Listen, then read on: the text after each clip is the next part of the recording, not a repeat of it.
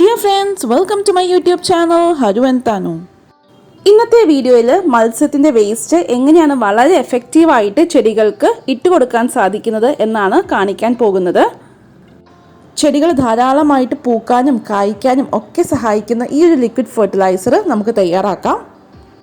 ഇതാണ് fish amino acid എന്ന് പറയുന്ന FAA ലിക്വിഡ് ഫെർട്ടിലൈസർ.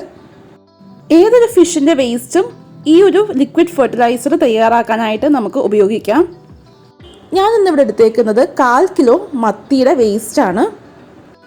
ഒരു ഗ്ലാസ് ബോട്ടിലോ പ്ലാസ്റ്റിക് ബോട്ടിലോ ഈ ഒരു മത്തിയുടെ വേസ്റ്റ് നിറച്ചതിന് ശേഷം ഇതിൻ്റെ ഒപ്പം ഈക്വൽ ക്വാണ്ടിറ്റി ശർക്കര നമുക്ക് ചേർത്ത് കൊടുക്കാം. ഞാനിവിടെ 1/4 കിലോ മത്തി വേസ്റ്റിന് 1/4 കിലോ ശർക്കരയാണ് ചേർത്ത് കൊടുക്കുന്നത്. ശർക്കര ഒന്ന് പൊടിച്ചെടുത്തതാണ് ഞാൻ ഇതിലേക്ക് ചേർത്ത് കൊടുക്കുന്നത്. ശർക്കര മത്തിയുടെ ഒപ്പം ചേർത്തിട്ട് ഒരു ചെറിയ കമ്പോ ഈർക്കിലിയോ ഉപയോഗിച്ച് നമുക്ക് നല്ലവണ്ണം ഒന്ന് മിക്സ് ചെയ്ത് കൊടുക്കണം. ഇത് നല്ലവണ്ണം ഒന്ന് മിക്സ് ചെയ്തതിന് ശേഷം ടൈറ്റ് ആയിട്ടുള്ളൊരു ക്യാപ്പ് വെച്ച് ക്ലോസ് ചെയ്തിട്ട് ഇതൊന്ന് നമുക്ക് മാറ്റി വയ്ക്കാം. വളരെ സ്വാഭാവികമായിട്ടും നമുക്ക് തോന്നുന്ന ഒരു സംശയമാണ്, നമ്മൾ മത്സ്യത്തിൻ്റെ വേസ്റ്റൊക്കെയാണ് യൂസ് ചെയ്തേക്കുന്നത്, അപ്പോൾ ഈ ലിക്വിഡ് ഫെർട്ടിലൈസർ തയ്യാറാക്കിയതിന് ശേഷം അതിനൊരു ബാഡ് സ്മെൽ ഉണ്ടാകില്ലേ എന്നുള്ളത്. നമ്മൾ ഈ ഒരു ലിക്വിഡ് ഫെർട്ടിലൈസർ തയ്യാറാക്കിയതിന് ശേഷം വെള്ളത്തിൻ്റെ ഒപ്പം ഡൈല്യൂട്ട് ചെയ്തിട്ടാണ് ചെടികൾക്ക് ഒഴിച്ചു കൊടുക്കുന്നത്. പച്ചമീൻ ചെടികളുടെ കടയ്ക്ക് നമ്മൾ വെറുതെ കൊണ്ടുപോയി കുഴിച്ചിടുമ്പോൾ അതിനൊരു ബാഡ് സ്മെല്ല് വരാനുള്ള ചാൻസ് ഉണ്ട്. പക്ഷേ ഇങ്ങനെ ചെയ്യുമ്പോൾ അങ്ങനെ ഒരു സ്മെല്ല് വരാനുള്ള ചാൻസ് കുറവാണ്. 40 ദിവസത്തിന് ശേഷം നമ്മുടെ ഫിഷ് അമിനോ ആസിഡ് എന്ന് പറയുന്ന ലിക്വിഡ് ഫെർട്ടിലൈസർ ഇവിടെ റെഡി ആയിട്ടുണ്ട്. മത്സ്യവും ശർക്കരയും ഒക്കെ ചേർന്നിട്ട് ഈ ഒരു കൺസിസ്റ്റൻസിയിലാണ് നമ്മുടെ ലിക്വിഡ് ഫെർട്ടിലൈസർ കിട്ടിയിരിക്കുന്നത്. ഇനി പറയാൻ പോകുന്നത് ഇതിൻ്റെ യൂസേജിനെ പറ്റിയിട്ടാണ്.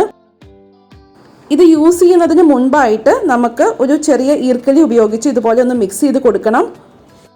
ഇതിൽ നിന്ന് 2 ml എടുത്തിട്ട് വെള്ളത്തിൻ്റെ ഒപ്പം 1 ലിറ്റർ വെള്ളത്തിൻ്റെ ഒപ്പം ഡൈല്യൂട്ട് ചെയ്തതിന് ശേഷം ചെടികളുടെ ഇലയിൽ നമുക്ക് തളിച്ചു കൊടുക്കാവുന്നതാണ്. അതുപോലെ തന്നെ ഇതിൽ നിന്നും 5 ml എടുത്തിട്ട് 1 ലിറ്റർ വെള്ളത്തിൻ്റെ ഒപ്പം ഡൈല്യൂട്ട് ചെയ്തതിന് ശേഷം ചെടികളുടെ കടയ്ക്ക് നമുക്ക് ഒഴിച്ചു കൊടുക്കാവുന്നതാണ്. ഇതിനായിട്ട് നമുക്ക് ചെറിയ ഒരു മെഷർമെൻറ്റ് ക്യാപ്പ് യൂസ് ചെയ്യാവുന്നതാണ്. ഈ പറഞ്ഞ മെഷർമെൻറ്റ്സിൽ കൂടുതൽ നമ്മൾ യൂസ് ചെയ്യുമ്പോൾ നമ്മുടെ ചെടി കരിഞ്ഞു പോകാനുള്ള ചാൻസ് ഉണ്ട്. ചെടികളുടെ കടയ്ക്ക് ഒഴിക്കുന്ന സമയത്ത് ഇത് ഞങ്ങൾ അരിക്കാറില്ല. കറക്റ്റായിട്ട് 5 ml മെഷർ ചെയ്ത് എടുത്തതിന് ശേഷം 1 ലിറ്റർ വെള്ളത്തിൽ ഒന്ന് ഡൈല്യൂട്ട് ചെയ്തിട്ട് ചെടികളുടെ കടയ്ക്ക് ഒഴിച്ചു കൊടുക്കാറാണ് പതിവ്. ഇലകളിൽ സ്പ്രേ ചെയ്ത് കൊടുക്കാനായിട്ട് ഇതുപോലെ 2 ml മെഷർ ചെയ്തെടുത്തതിന് ശേഷം 1 ലിറ്റർ വെള്ളത്തിൽ നമുക്കിത് ഡൈല്യൂട്ട് ചെയ്തെടുക്കാം. കുറച്ചുകൂടി വലിയൊരു ബക്കറ്റിൽ നമുക്കിതുപോലെ മിക്സ് ചെയ്തെടുക്കാം.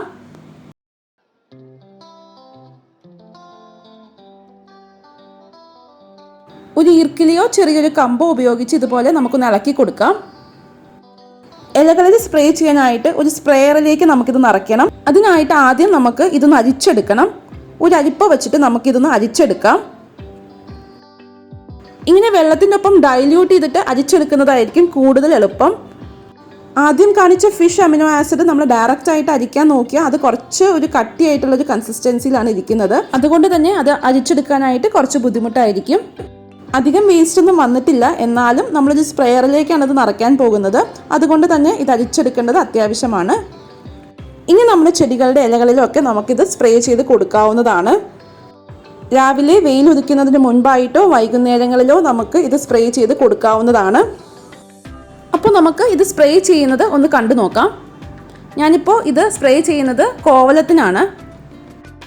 കോവലത്തിന് പൂ വരാനും അതുപോലെ തന്നെ കായിടാനും ഒക്കെ ഈ ഒരു ഫെർട്ടിലൈസർ സഹായിക്കും. ഞാനിത് തളിച്ചു കൊടുക്കുന്നത് വൈകുന്നേരം ഒരു 5 മണിക്ക് ശേഷമാണ്. ഇതിൽ നമുക്ക് തോന്നുന്ന ചില സംശയങ്ങളുണ്ട്. ആദ്യത്തേത്, നമ്മൾ ഏത് തരത്തിലുള്ള മീനിൻ്റെ വേസ്റ്റും യൂസ് ചെയ്യാമോ എന്നുള്ളതാണ്. തീർച്ചയായിട്ടും ഏത് തരത്തിലുള്ള മീനിൻ്റെ വേസ്റ്റും നമുക്ക് ഇതിനായിട്ട് യൂസ് ചെയ്യാം. എന്നാലും കൂടുതൽ നല്ലത് ചാളയുടെ അഥവാ മത്തിയുടെ വേസ്റ്റ് ആയിരിക്കും. രണ്ടാമത് നമുക്ക് ഉണ്ടാകാവുന്ന ഒരു ഡൗട്ട് എന്ന് പറയുന്നത്, മത്തിയൊക്കെയാണ് നമ്മൾ യൂസ് ചെയ്യുന്നത്, അപ്പോൾ വളരെയധികം സ്മെല്ല് വരില്ലേ എന്നുള്ളതാണ്. മത്തിയാണ് യൂസ് ചെയ്യുന്നത്, അപ്പോൾ ചെറിയൊരു സ്മെല്ല് ഉണ്ടാകും, തീരെ ഇല്ലെന്നല്ല പറയുന്നത്. മത്സ്യത്തിൻ്റെ വേസ്റ്റ് നമ്മൾ അങ്ങനെ തന്നെ ചെടിയുടെ കടയ്ക്ക് കൊണ്ടുപോയി ഇടുമ്പോൾ അത് ചീഞ്ഞിട്ട് വളരെ മോശമായിട്ടുള്ളൊരു സ്മെല്ല് ഉണ്ടാകും. പക്ഷേ ഇത് അങ്ങനെ ഒരു സ്മെല്ല് ഉണ്ടാകില്ല. ചെടികളുടെ വളർച്ചയ്ക്ക് വളരെ എഫക്റ്റീവായിട്ടുള്ള ഒരു ഫെർട്ടിലൈസറാണ് കേട്ടോ ഇത്. നിങ്ങളുടെ അഭിപ്രായങ്ങളും നിർദ്ദേശങ്ങളും താഴെ കമൻസിൽ പറയണം. ഈ വീഡിയോ ഇഷ്ടമായെങ്കിൽ please like, share, subscribe to my channel. Keep watching. Haru and Tanu. By.